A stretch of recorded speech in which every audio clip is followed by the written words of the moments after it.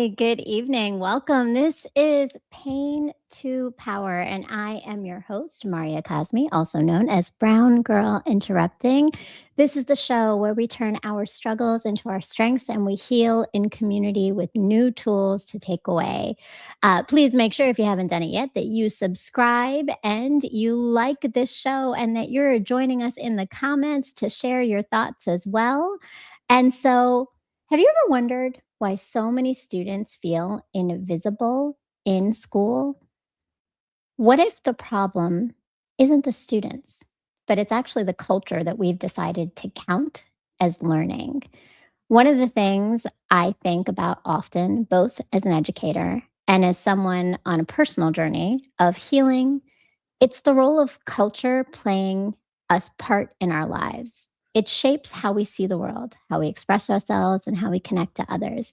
And yet, in so many spaces, especially in our education system, culture can become invisible. There are ways of learning, ways of speaking, and ways of showing knowledge that we've been taught to see as the right way to do school, the standard way, the neutral way. But the truth is, those ways are cultural too. And when only one way of being is recognized, so many other ways of thinking, creating, and expressing knowledge are left outside the room. And for many people, that absence becomes a quiet form of pain. This feeling that who you are, where you come from, or the culture that shaped you doesn't fully belong in spaces that are meant to educate and empower you. So, my own journey from the pain of experiences that disconnected me from myself to the work of healing and coming back home to who I am is what gave birth to this show, Pain to Power. It's about recognizing those moments of absence, challenge, or invisibility and transforming them into something that empowers not only ourselves, but others. And tonight's conversation brings us into a powerful example of how culture can become a pathway back to belonging. Hip hop culture is often misunderstood as just music, but for many people, it has always been much more than that. It is storytelling, it's identity, it is intellectual expression, it is community, it is resistance, it is a way of taking up space in a world that has often tried to silence many voices. Hip hop became a movement that allowed people to see themselves reflected in the world and, in doing so, claim their power. And what happens when that culture enters the classroom? When it becomes a tool not just for entertainment, but for education, connection, and empowerment. Well, tonight we're exploring that with an educator and teacher leader, Kenneth Smith. And what I'm really excited about is when I shared about this episode online, someone wrote something that really captured the essence of this work. The resilient leader said, "What Kenneth built isn't just a course, it's a correction, a signal to students that the institution finally sees what they already knew about themselves." And I think that speaks to something many of us in education are still learning to recognize, that students don't come into our classrooms empty. They come with culture, knowledge, identity, and ways of understanding the world that deserve to be seen and valued. Kenneth is a transformational educator and leader who is using everything from course design and pedagogy to relationship building and community to reshape how students experience learning. Through his work with hip hop studies, teacher leadership, and organizations like Bond, he's also guiding adults and educators themselves to become more culturally responsive and connected to the students they serve. Please welcome the educator leader and national board certified teacher, Kenneth Smith. Welcome, Kenneth. Oh, thank you. Thank you. It's a pleasure to be here. We've been talking about this for a long time, so it's finally feels good to actually have it happen. Thank you. It absolutely does, and I'm really excited because I know that we have been. I've been stalking you for a minute, I feel like. I I'm wouldn't I wouldn't relentless. call it stalking, but our paths cross so many times in so many ways because we're doing this work. But it's finally nice to connect with you on this platform. It Absolutely. really is. Well, and I'm really glad that you're here because I think that we need this conversation, and I'm grateful that you're sharing it on this platform. So, Mr. Smith Inspires, that's your handle, and that is what you do. And I mean, for real, like I posted this show and immediately this quote came up about you and your work. So when you hear that quote and you think about what I said, what does that make you think about reflection in your own work and just what it means to you to hear someone see your work in that way? I wrote it down about this course being a correction. I've heard many things about the course, mostly positive, um, but I've never heard it as a correction. I had to write that down because that Mhm. was powerful. I never thought about it in that way. In terms of the other information that you relayed, into, with this course being about culture, course being about identity, information, transformation. I've heard all those things. I embody those things, and I hope that my course does as well. But correction was powerful. Mhm. That hit. I'm gonna use Mhm. that one. I have to post that somewhere here in my office or at school in my classroom when I see my students tomorrow, because I do have the class tomorrow. I'm gonna let them know, yo, this is a correction right here. Let me add on a little bit more about what we're doing here in this space. So that just added a little bit. It sort of broadened my lens into how I think about this course, and what hip hop culture has done for me, and what I hope it's doing for my students as well. Well, I love that and the fact that I'm glad that it's like this new layer, but I mean it is a correction, right? That's transformational work Yeah. that changes our lens in placing it in a place where it's healing, right? It is healing. It's the pain devourer. Um so, and you talked about, your own journey. Let's start there, right? Like, can you take us back to the period in your life where you started to realize your connections to hip hop and how it was impacting you? So I think about this often because this is one of the reasons why I started the course. I grew up in a suburb of New York City, Spring Valley, New York, which is about 18 miles outside the Bronx. Um, and I'm a baby of the 80s. I came up in the 80s. So I'm part of that old school of hip hop. And we used to have these radio stations, 107.5 WBLS and 98.7 KISS FM. And folks that came up during that time, they know exactly what I'm talking about. They had Mr. Magic Rap Attack on BLS, and then you had Red Alert on 98.7 KISS. And they would come on about 10 o'clock at night because hip hop wasn't mainstream, it was still underground. Mhm. And we're talking, like I said, the early mid 80s. And they would have these rap shows. These two radio stations would compete for an audience from 10 to 12 or whatever time it went off. And I didn't know that who I was, my identity as a black boy, was invisible until I saw rappers like an LL Cool J, like a Kumo D, like a KRS-One, and they were confident, they were Mhm. cocky. Their voice, when they entered a space, they filled it. And I learned my history, a lot of my history, Black history, through listening to hip hop. I wasn't getting it in school. And that's powerful. It can be powerful in a positive way and a negative way, but for me, it was positive. Learning about my history, the lyrics, and then sonically, just the way that it sounded. And so I'm feeling it here, but I'm getting this intellectual stimulation as well.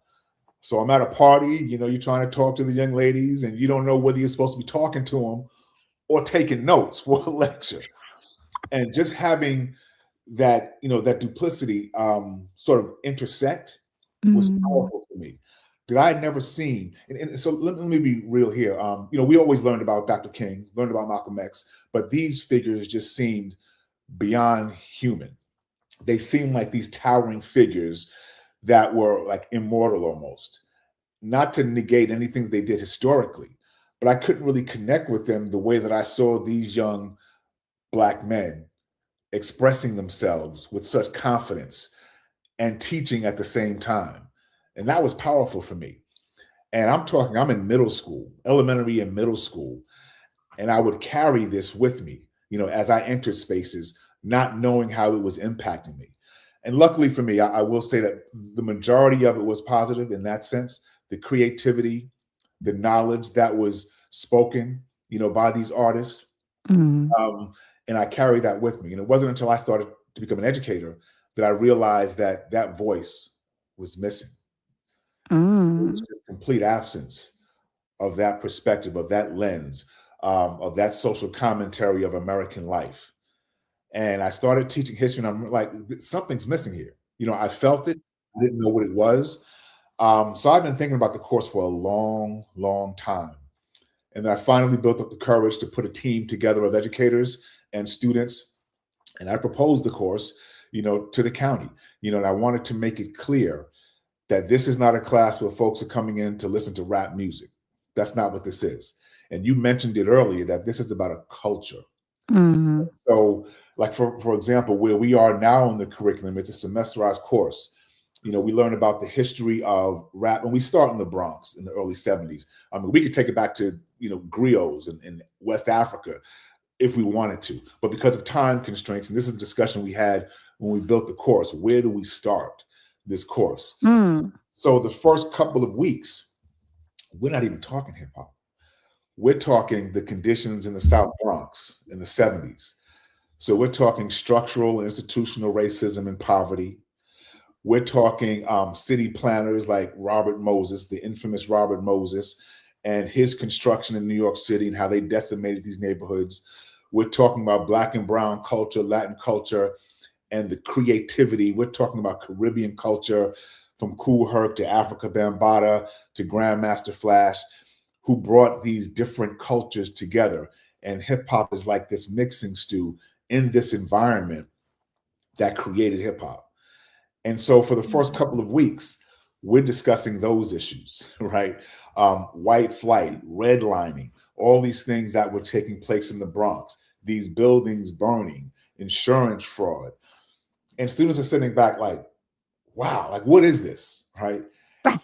So they come into the They're- class and they expect hip hop, but they're getting social commentary on American culture and history. And mm. it's a positive outlook because they're not expecting that. It's like a Trojan horse. They come expecting one thing and here's something else. So I love the aha moments that happen because a lot of them just don't know where the culture started. And go ahead. No, I mean, but I'm gonna say, like, but you capture them, right? Like you grab them in that truth. It sounds like that Yes. often, to your point, it's not just you that didn't get history, right? A lot of our kids don't get real history of what's going on in the world before them and now, right? Like, and so you're breaking it down, which is huge and powerful. And you talk so much about the idea of culture. I want to know, how do you break down what culture is in such a dynamic and expansive way to kids? First, you ask them, do you have culture? What Mm, culture are you from? So it's very personal. I always hold a mirror up to them so that they can look at themselves and see themselves. Um, and so I'll ask, what is culture? We look at material aspects of culture, and then just the idea of what culture is. So what's non-material, what's material culture? What culture do you see around you? And where I teach the very diverse school, I teach at Montgomery Blair High School, and we have about 160 something languages spoken in our school. We have a school of about 3,000 students, and where we are in Silver Spring, it's extremely diverse culturally, racially, socioeconomically. The only place where I think we tend to lean left ideologically or politically, but outside of that, we're an extremely diverse building and dynamic. And so I ask students to think about their cultures, and they love to talk about their cultures, everything from the foods they eat, from why their parents came here, what it means to be an American or not fit in being an American. mm, And then we look at hip hop culture, the different elements of hip hop culture. And hip hop has four or five, we study five main elements of hip hop culture. Um, and then we just break it down slowly, but they're always asked to look at themselves and why are you in this class? Why are you what's your connection to the culture? That's one of the first lessons we do. What's your connection to the culture? Some are knee deep, they're hip hop heads. Mm. Others don't know a thing about it, but they're just curious. So we have a mixed bag, but everybody comes into the room with culture. And we stop and we talk about, what culture are you from? How do you know you have culture? Give me some elements of your culture. And when they begin talking about themselves, then I turn it around and they take the mirror away and they look through a window. And then we begin to look at hip hop culture and what are the elements of the culture. So by that time, they're hooked because they see themselves centered in what it is we're about to talk about. And we move forward from there. Wow. That breakdown though of how to connect them first to like they've got the knowledge themselves, right? Like that idea of empowerment in recognizing that they know so much about culture. They just don't, to your point, like I think that invisibleness of it, right? Like that it's not always seen until we name it. Like thinking about your own experience, right? um, and where it fits. So, you talk about it for yourself, and a lot of it was knowledge building and becoming a thinker, right? Like thinking about understanding and knowing things. When you think about how you see it impacting your students now, where does that understanding of starting to be a critical thinker start to come into your classroom and the way that you're approaching all of this? So the theoretical underpinnings of the class, it's rooted in culturally responsive pedagogy, starting with this idea, of Paulo Freire, the Brazilian educator, and realizing that these students don't enter the room as these blank slates. They come with information. They are bodies of knowledge that ought to be respected. And so as an adult, I have to learn to share power, right? And Mm, what that means is I realize that they're coming into the classroom with bodies of knowledge, with information that they can teach me. And they do. Because the current hip hop is not necessarily the hip hop that I listen to, but I respect it. And so we think critically, and we talk about what critical thinking is. We talk about metacognition, and I get this from KRS-One. I didn't know what meta thinking was until KRS-One had a book talking about metacognition. This idea of thinking about thinking.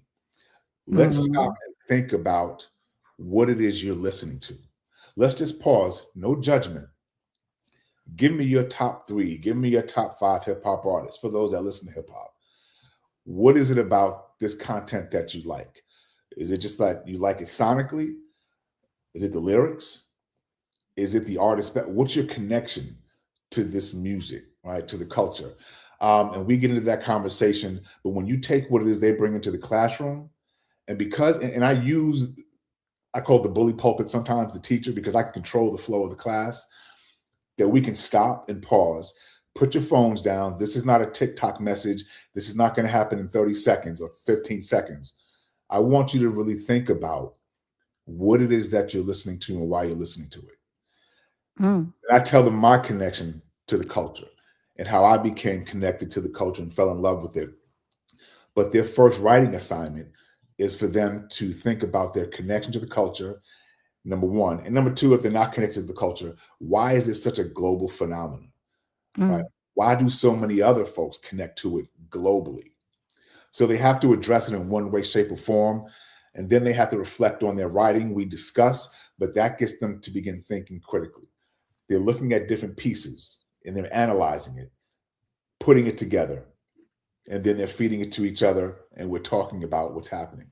So I think the process of critical thinking, you have to first slow things down, mm. force them to look at what it is that we're doing, and then we can continue to move on from there. But I mean, critical thinking is it's essential to what we do. It's not just critical thinking, but it's creative thinking. That's the other side of the coin.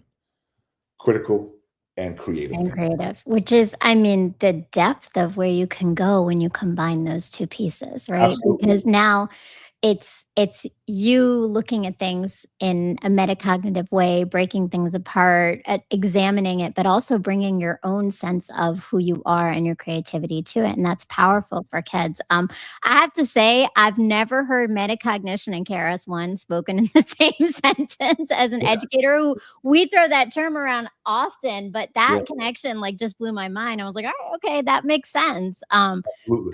But definitely not something I thought of before. So, you talk about how you created this course because you realized there was a need for it. But let's go back a little bit. And I want to know, like, in your start of education, how do you think, though, that you've brought in a lot of elements of this just naturally in the way you approach education? I think I saw a comment in here from Dr. Howard, our colleague, about you being a master teacher, right? That national board certified, but it's more than that. It's the heart of where you come from in education. So, and you've held that obviously, like from your own experience.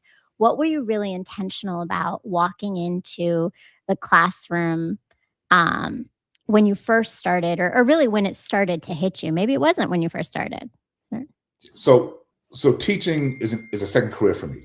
I used to work after graduate school. I went back home to New York, and I worked in the Brooklyn District Attorney's Office for a couple of years as a research assistant, and I absolutely hated it. I could not stand. I was crunching numbers, a lot of statistics, but what happened was I started to, after work, I would volunteer at this place called The Door, which still exists. It's in Lower Manhattan off the Avenue of the Americas. It was like um, an alternative, like a community center almost. But I started preparing folks that had left high school, preparing them for their GED.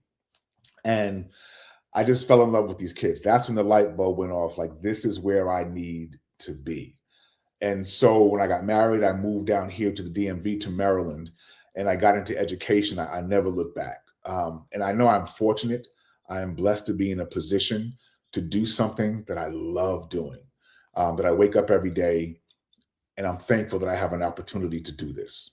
Not everybody can say that. And I realize that. And so what I bring to the classroom, I think, is my culture. I identify as African American, just being very communal, realizing that it's not just about me, it's about we, all of us that are in the classroom together. We're sharing information, we're building from one another. And what's interesting to me, which I find funny, is that for years I was always teaching from my cultural lens. I brought who I was into the classroom. I never knew that there was academic language, something called culture responsive pedagogy, Mhm. that existed. It wasn't until I was 10 years in till I realized there's academic language for this. People study this, Right. but this is who I've always been. And once I found out that there was a body of knowledge, of intellectual and academic knowledge about this lens, this way of teaching, I was at home. And I just never thought I would feel more at home until I dove into this culture responsive pedagogy, or teaching, whichever you want to call it, in this way. So it's something that I've always done. And I see that with a lot of teachers of color when they bring their culture into the classroom and they teach from that perspective. And it's not always about me standing in front of the room as the know it all. Desks are aligned in rows, which I can't stand that formation, but I get it. Mhm. It's traditional. Um, and so at that point, I realized that my culture is important. And that was the way that I saw myself as an educator as well. And that there is something unique about stepping into a system that is not designed for my way of teaching. Mhm. Mm. And so when you talked about this being a correction, like, I'm at another level now. I'm at another level now. Just that one word, because whoever said that, they knew exactly what they were talking about. And that's a big picture lens looking at education. When you look at a course like this as a correction, Absolutely. you know? Absolutely. And so and I mean, again, I think you said it. I see my culture, right? Like I get to live my culture, but you get to now also create that space for kids. kids get to say that same thing, right? Like that's powerful and huge. And I think a lot of places, things that a lot of educators are struggling to create. You mentioned culture responsive teaching, and yes, there are many educators, and I see y'all in the chat, so I'm going to give you a shout out first. I see many of my educator friends in the chat here. Welcome.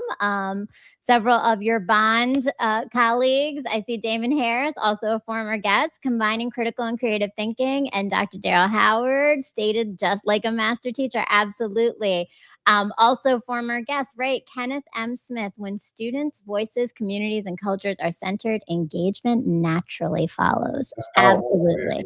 Yes. Absolutely, absolutely, absolutely. And yes, Logic says super powerful. I would agree. Mr. Jones, yes, super powerful. Welcome, Mr. Jones. Welcome to everybody. Thank you so much for tuning in.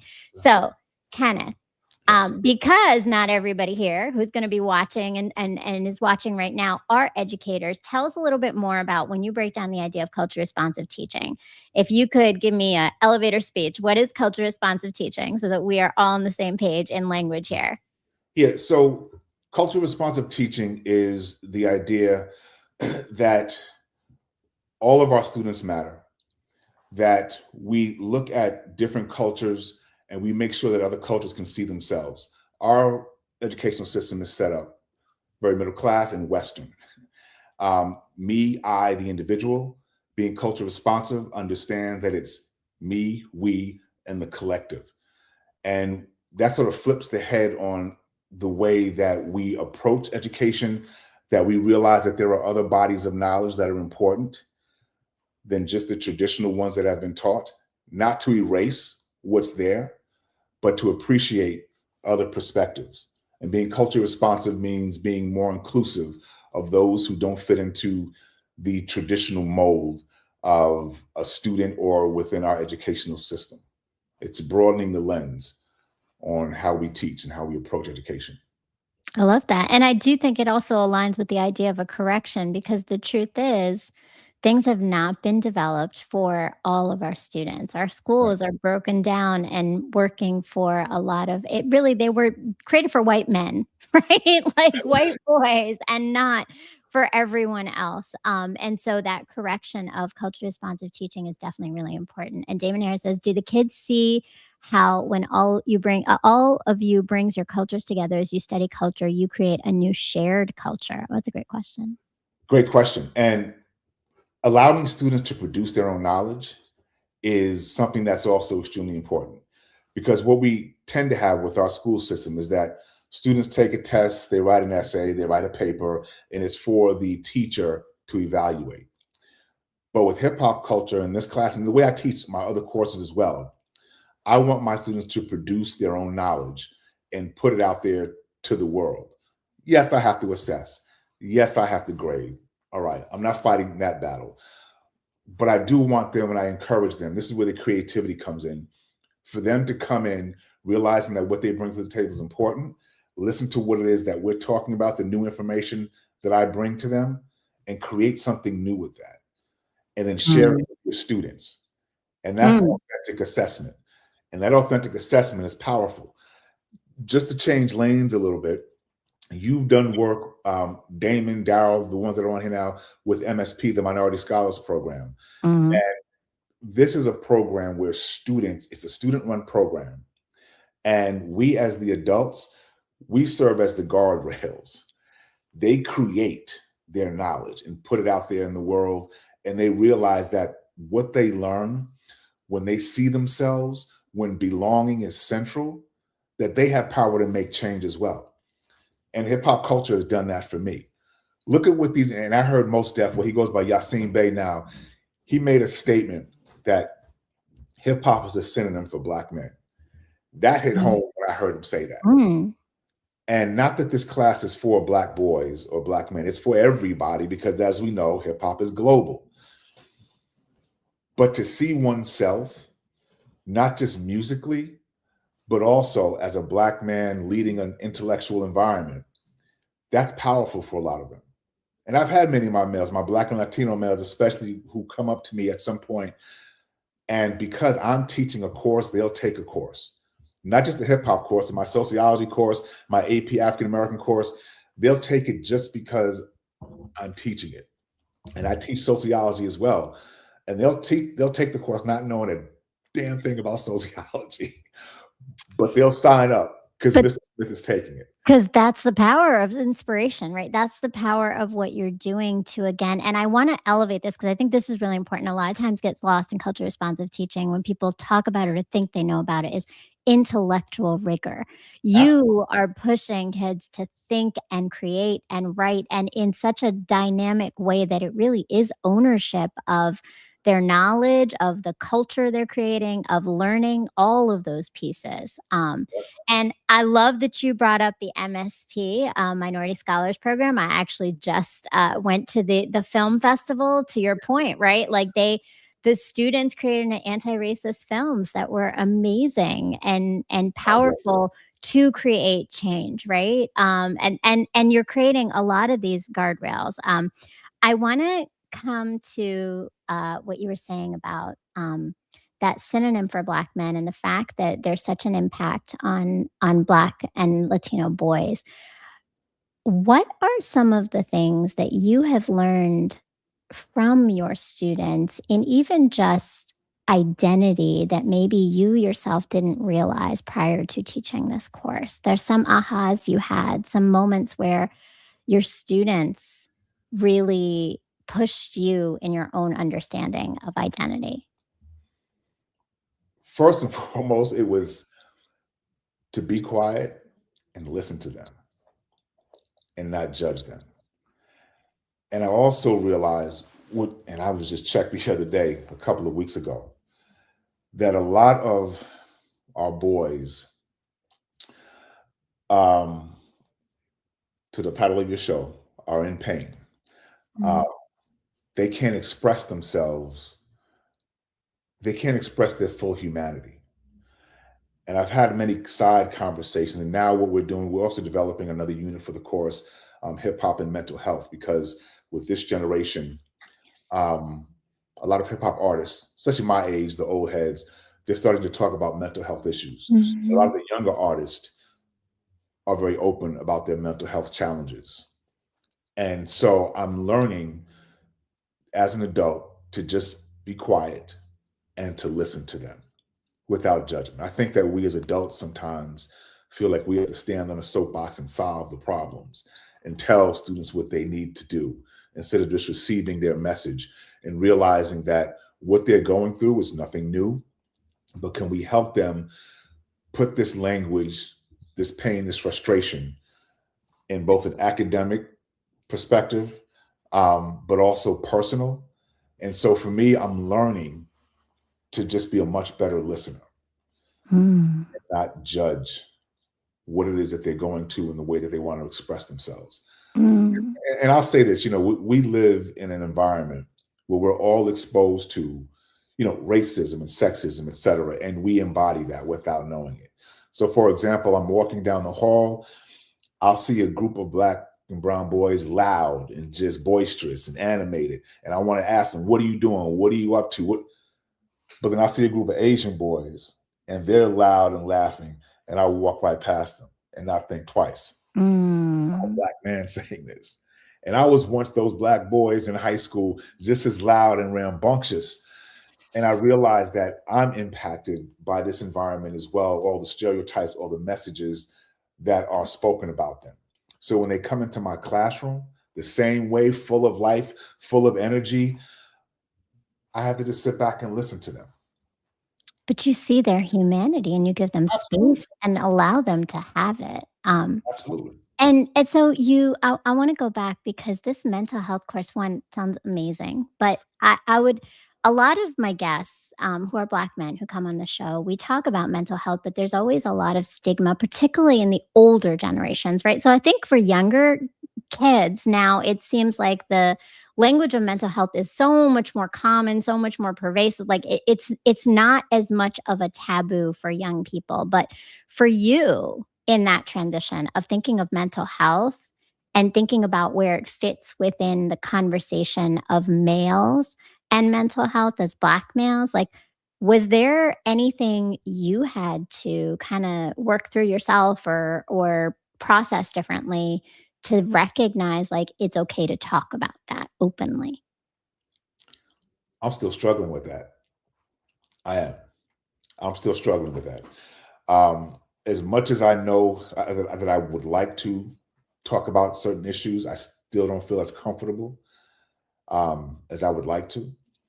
But I tell you what, I have one thing I am very proud of personally is that I've built a community of other men where, Daryl and Damon, they're part of this group as well, my bond brothers, where we get together and we just have these conversations. We call it barbershop talk. And we are allowed to be ourselves and to express ourselves. I can remember when we were going through the pandemic with the George Floyd, all that situation that was happening, and we were all in quarantine. I just remember we would have these Zoom calls, and it was just so powerful to see all these faces, these black and brown men on the screen. And sometimes it would just be a moment of silence. We didn't have to say anything. We knew what we were feeling. But they were powerful moments. And our boys need that as well. And I try to provide that space for them. And so I'm still learning. I'm still trying to become more comfortable with expressing myself in ways that traditionally have not been allowed to do. So it's very comforting for me when I see someone like Method Man or Fat Joe, or even Jay-Z, his album 444, talk about going to therapy and what it's done for them. And you can hear it in their lyrics here and there, but they talk openly about it. And that's comforting for me, because if they can do it and say this in front of millions or 2 million, then why can't I? I'm a work in progress. I appreciate that vulnerability and honesty, though, because I think that we all are in different things, right? And so that growth space for mental health, and you mentioned it, like you're making intentional strides to create those environments, right, for yourself to be able to break through that. And when you think about the impact, though, of this on young boys and school, right, to be able to understand, and you said a space where you're allowed to be yourself and express yourself. What's the power of that for young boys in school? I don't know how to measure it.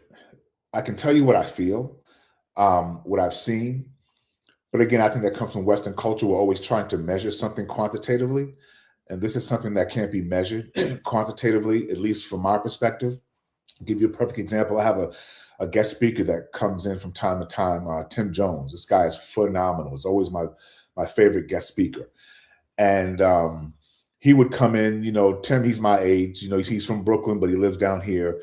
And my students absolutely positively love him. When he enters a space, he sets the tone that it's okay to be who you are. Now, my students have been with me. They know me. We have a relationship. But when he comes into the room, he establishes that relationship immediately. And I had a young man, I'll just use his first name, Brian, graduated a couple of years ago, hip hop artist. And his lyrics are very aggressive, very violent, right? And he rapped in front of the class with Tim there. Tim gave him some feedback. And then after class, he wouldn't let go of Tim, just had Tim cornered. And he was talking about how he was on edge, thinking, having ideation, suicidal ideation about certain things in his life, and that his lyrics, it's cathartic for him. I'm using the word cathartic. It was cathartic for him to put things on paper. And I realized that many artists, when they write, it's cathartic for them. And I listen to a lot of the old school lyrics, and I'm realizing that writing process, going in the studio and getting it out there, it's a release for them, right? This was their therapy. And now what I'm trying to do as we build this new unit on mental health and hip hop, I want to introduce the academic, the medical language to help my students process some of what they're going through. We're still in the works. I'm talking to friends of mine that are therapists to help me with the language, because this is not my wheelhouse. And I also have to realize that this is very delicate information, to deal with. So I'm walking on eggshells as we're approaching this new unit. But I think it's important, and I'm learning myself. I'm holding a mirror up to myself as I'm designing this course, this lesson rather, to add to this course. But I'm kind of playing around with it. Well, I can't wait to hear about this course. I think this is one of the places, I mean, for It's going to me, be a unit within the course. It's going to be I another unit. I love that, and I love that. I mean, mental health is is where so important to me. It is what I talk about all the time, right? Yeah, Is this yeah, idea of healing, and yeah, to your point, like I think you said it right. The power of this is catharsis. It is the ability, and sometimes it's lyrics, and sometimes it's just writing, right? Like I know from as a writer myself, that is catharsis in just getting your ideas out, and there truly is a healing process in that, in releasing it from your body, from your mind onto paper. You disconnect yourself from the emotional aspect of it to some extent. So it yeah. takes it away, right? Um, and then you did mention the trust and the safety, right? So it allows for young boys to feel that they can be vulnerable, they can be open, and that could be in emotional feelings of mental health, but it also may be in like risk taking in academics, right? Like there's a lot of layers to that, right? That I'm hearing coming out of this, right? There's an opportunity for so much empowerment as students, and that they can take to other spaces with what they're experiencing in this space with you. And it's funny you should talk about risk taking in academia. And this course is risky. It was risky for me to propose it. I was happy that it was accepted, as a course of study. And I guess because I've been doing it long enough, I feel very comfortable, in my skin, because hip hop can be volatile. It can be in your face. And we do get into some topics where we're on the edge, but it's kept very professional. But we do get into some topics that hip hop delves into. And so 2 weeks ago, maybe 3 weeks ago, this was so dope. We did this. We had a listening party. There's an artist by the name of J. Cole. J. Cole dropped his Mhm. album. And we had a listening party. And the listening party took place during lunch. We had this hour-long lunch with both adults and students. And so we listened to a few tracks and then we discussed them. And it wasn't teacher up here talking down to the students. There was a level playing field. And we went back and forth on things that we liked, things that we didn't like, students to teacher, teacher to student. But it was so powerful to see these students come alive. And 3 of them came up to me afterwards because they had never been in a conversation with adults where they felt like they were on the same level. Mm. And some of my colleagues said that was powerful as well, that we could talk with students in this way and just talk openly, right? But what's important there is that hip hop was able to bridge this gap between generations. Mm. And Mhm. that's something I think hip hop has done. There are divisions as well. You hear old school hip hop heads talk about the new hip hop and how they don't like it and back and forth. But I'm not there for clickbait.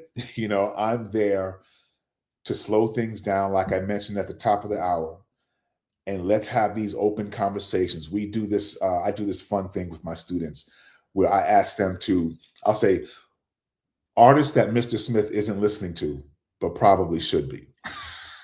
And so what they do is they write down their top 3 or 5 and Mhm. rap that they're listening to right now that they know I'm not listening to. Then I put them in groups, and then within their groups, they have to come up with 2 or 3 artists that I should be listening to. Then they have to come up with 3 songs that I should listen to. And they give me their list. They have these great, oh, you should be listening to so-and-so, so-and-so. They give me their final list. I make my playlist, and I listen to what they give me. And it's painful. It's painful to listen to it, but I don't judge. Some of it is really good stuff. What was the Have you been introduced to something that you wouldn't have otherwise listened Oh, to because of absolutely. it? They give me stuff that I would have never listened to, wouldn't know about. And some of it is Mhm. really good, but some of it is painful to listen to. Mhm. But I come back Mm. into the classroom after I've listened to it, and we have something called a 5 mic rating. Five mics comes from this magazine called The Source back in the 90s. Anyway, we rated on a 5 mic scale, Mhm. and I give them my rating, what I thought about the music. Not judging, not looking down, but we have a conversation, and they're great conversations. Right. Mhm. They'll come back for lunch and we'll just continue the conversation. But it gives them a chance and me a chance to get to know them on a deeper level. Mm. So I think hip hop not only bridges cultures, but it bridges generations. If we as adults would not stand on our soapbox and talk down to who they are, what they listen to, just receive it. Because when I was young, when I was growing up, my coaches, my adults couldn't stand hip hop. You listen to that, it was relatively new. You listen Mhm, to that crap, mhm. this is horrible. It's just a fad. It's here today, gone tomorrow. Wrong, clearly. So I wouldn't do it to them. But every generation, right, we have to learn and understand the next generation because it's not the same. We can't expect the same things. We can't expect the same stories or experiences or perspectives. There's learning for us in every point, and you make it. And I think this comes back to Damon's conversation and comment on shared culture, right? That is a really like shared power, shared culture. All of it came together in this moment of you all listening to J. Cole and having the conversation, and then this element of even just the student sharing music with you, Right. right? And I love all of that, but I want to come back to because you mentioned that this course was not like you took a risk in introducing it. Um, Tell me a little bit about that, like those decisions made because when you're writing something that can is for many other people looking at it being like, where does this fit? Why is this important? Right? What are the things you had to get through or the challenges that you were up against in the process of actually making this vision come to life? So the process in getting a course like this approved, is that what you're asking? It's your own process, the whole thing from like what were some of the challenges for you? What did you have to work through? So personally, I had to work through, and it took me years to get over this. Would this be accepted as a legitimate academic course of study? Mm. And as much as I love hip hop culture, as much as it did for me as an intellectual, as an educator, I still questioned, is this a viable course of study? And it wasn't until I heard from students that really pushed me over the ledge to just go ahead and make this thing happen. And what I would do before it was an actual course, I would always throw some hip hop and some of the other courses I taught, US government, US history, whatever. And one day I had something on the board. In one of my previous classes, I was teaching something about hip hop. I left it on the board. Other students came in for the next class. What is that? What are y'all learning about? Why is that on the board? And so I started to keep things on the board when we talked about hip hop. And it never failed that students would come in the next class. How come we're not learning this? What? And so I got up the nerve. I put a team of adults together. You know, Daryl was on that team as well, and students wrote the proposal. They helped design the course, and it went up the ladder to central office, then to the Board of Education. They approved it. And it did face some headwinds, it did face some headwinds, but I always say hip hop has always faced social headwinds. Mhm, Hip hop comes from the mud, it comes from the gutter. It's always had to fight. So that was mhm. nothing new. And I realized that, while hip hop was being taught, hundreds of courses are being taught at the university level all around the world. But at the K through 12 level or high school level, at the time when this course was designed, I found two teachers teaching a course at the high school level nationwide. They were both in California Only 2. that I found. Wow. Both of these teachers were in California. One was in Northern California in the Bay Area, one was down in LA, and they thought they were the only ones teaching it. Right? And so Wow. they helped me sort of, also muster up the courage. You got to do this. You got to get it done. Not all my students are going to college to take a college course on hip hop. And some are doing it right now. I have students in my class producing music, right? Who are Mhm, rappers, who have stuff up on Spotify, who have videos, who know more about the music production part than I do. And I've mhm. had a student who has albums on Spotify. He taught a class on how he samples. So we shared a lesson. He came to me and we designed a lesson together where he talked about his process in finding samples, how he produces music, and then he, helped me teach a course on it. He took half of it, I took the other half. It was really cool. It was really cool to do that. I love that. I mean, and again, how powerful to have your students come back to bring their own, like Absolutely. they are business people, they are Yeah, entrepreneurs themselves, right? yeah, And this is just another lens to deepen that, yeah. and that questioning our validity, right? Like the validity of a course. Then you work through that, and I feel like now the next step that you're taking, and not next step, but you've been doing this alongside, right, is also a lot of teacher education and leadership development components, right? So let's shift into that because I want to know a little bit more about how are you approaching the development of other educators In now? terms of this course In specifically, I think in terms of the craft culture responsive teaching, like how are you approaching it? What are the elements of it that have been important for you to help other educators to understand better? yeah, but I'll tell you, it's funny with this course. It's also taught at BCC High School, Mhm. Northwood High School, and the two teachers that are teaching it there, they are phenomenal as well. Um, but one of the major barriers in this course growing to other schools is finding the right people to teach it. Mm. Um, and I did a presentation to an up county school a few years ago, and they say, Mr. Smith, I feel your passion for this course, but to be honest, we don't have anybody here that can teach that course. Mm. And I get it, and I say all that to say that there's another hip hop course that was designed by Dr. John Howard, who is also a Bond member.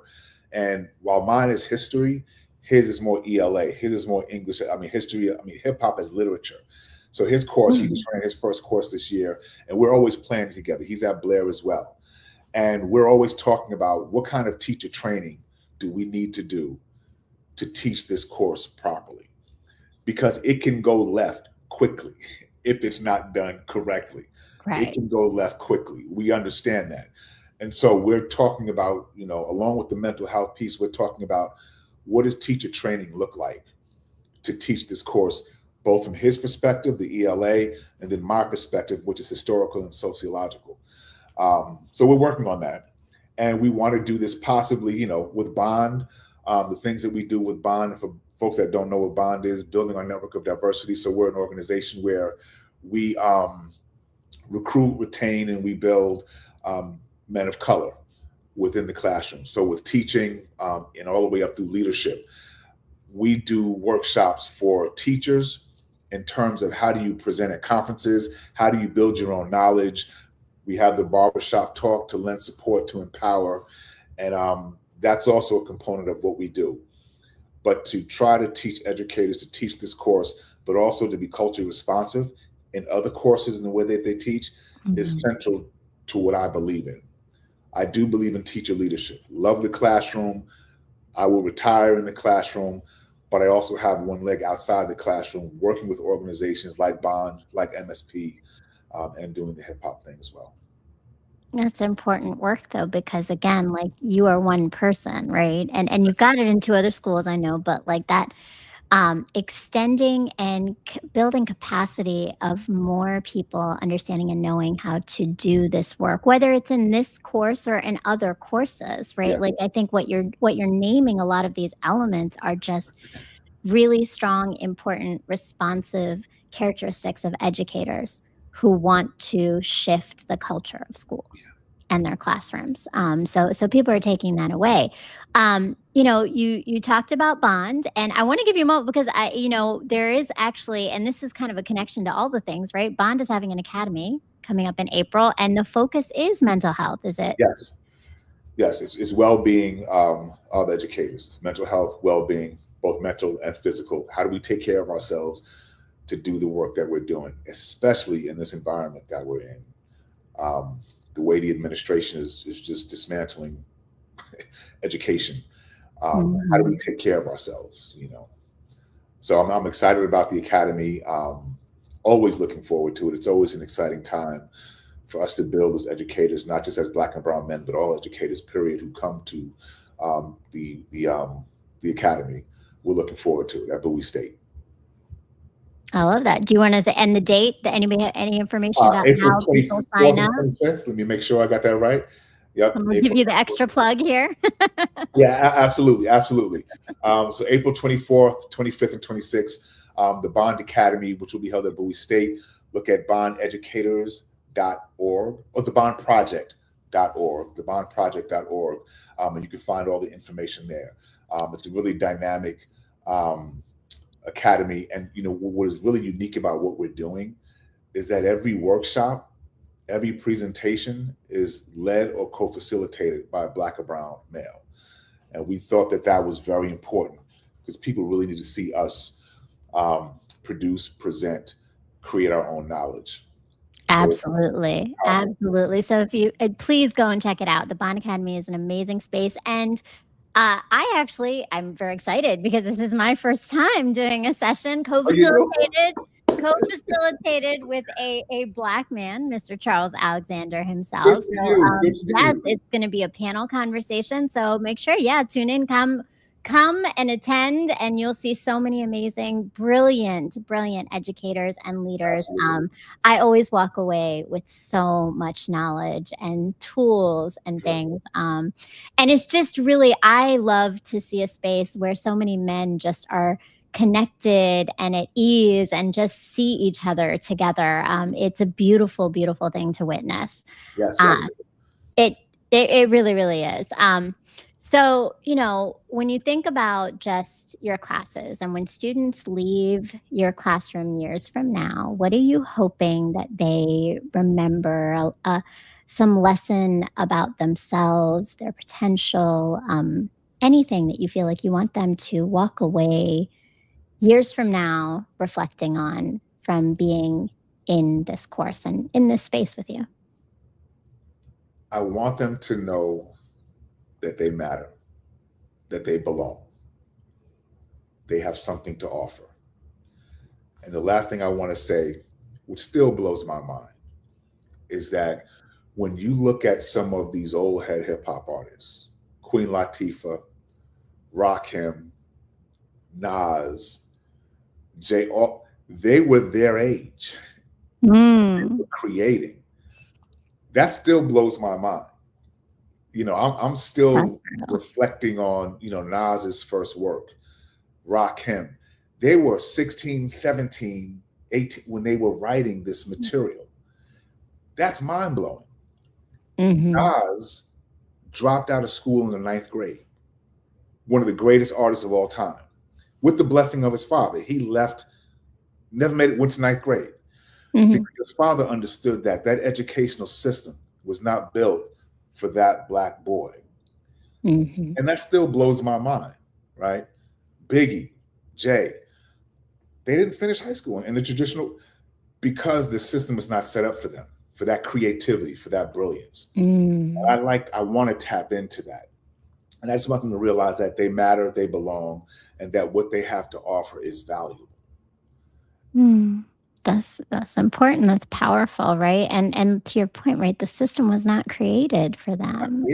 So you are transforming that in a space where they walk into a classroom that has been, with a lot of intention, with a lot of effort. I mean, between just your course development, but it's the pedagogy too. It's the way you're instructing. It's the way you built these authentic relationships to create the space. And to your point, right, the right person has to teach this class because it is so much more than just a syllabus of information.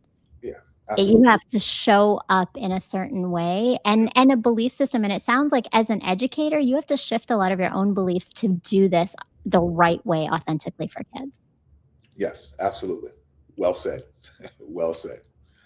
Couldn't have said it better myself. So thank you so much. Like, this has been such a cool conversation. I really appreciate it. I think I've learned so much about the course. Like, I just want to be a fly on the wall now. Like, I need to just sit in the class and experience it. It feels like that's what it is. It's a whole experience in and of itself. And I mean, just so that, you have a moment, how do people follow you? Are there any other projects, any other things coming up, new courses, any other ones that you want to talk about? So you can follow me Instagram, Mr. Smith Inspires. I don't know if you could provide my email address, my personal email address. That would be fine as well. ks.mccaslin, MCCASLIN @gmail. Those are ways to get in contact with me. And in terms of plans, we do have some plans to expand the course. Like I said, the mental health portion is coming up, and we have some other things. partnerships we're trying to do with local universities that have hip hop courses and curriculums as well. So we're trying to grow and expand um, in various ways. I love it, and we're here for it. We can't wait to see what the expansion is going to continue to be. Make sure that you all check out all the links below where you'll see the links and connections to everything that Kenneth mentioned, as well as the Bond Academy information.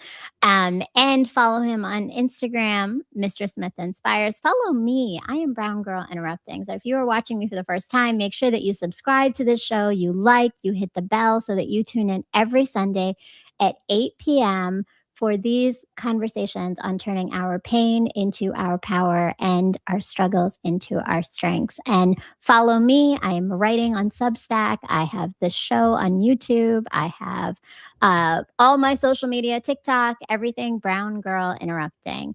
Thank you so much, Kenny. Like, this was an amazing Thank you. conversation. I know there are so many educators and non-educators that are walking away with tools and ideas of what do we need to do differently to empower our youth. Thank you so much. I appreciate it. Thank you for the platform. Thank you. And thank you to the iRant Network and to everybody who just showed up in the chat, who shared, from my Bond family to my iRant family. Thank you, and have an amazing evening. Peace, love, and light. Good night.